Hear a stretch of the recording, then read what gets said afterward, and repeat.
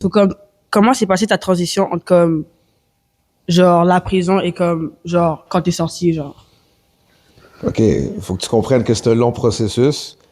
Quand tu fais une sentence à vie à perpétuité, c'est pas comme s'ils disent OK, tu t'en vas demain, puis demain, tu t'en vas chez toi. Là. C'est pas comme ça fonctionne. Il y a un long processus. Avant même que je sorte de prison, j'étais en minimum. Puis en minimum, ils commençaient à me laisser passer des.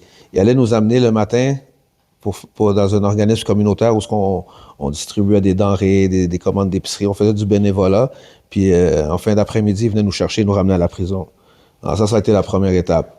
Après ça, j'ai fallu que je demande à la libération pour aller en maison de transition. Après ça, il est envoyé en maison de transition fermée. Alors j'en ai eu pour 1 an où j'étais dehors dans une maison en transition avec d'autres détenus, mais j'ai juste tant d'heures que je peux sortir par journée pour aller à telle place, puis ils m'appellent, puis c'est très surveillé tout le temps.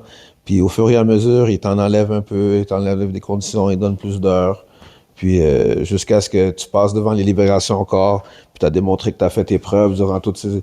C'est un processus qui dure environ 3 ans et demi en moyenne avant que tu aies ta libération totale. Puis libération totale, ça veut juste dire que j'ai juste un agent de libération que je dois avoir 1 fois par semaine. Puis c'est ça, il surveille toutes les sphères de ma vie, là, puis c'est ça. Mais c'est pas facile. Ok,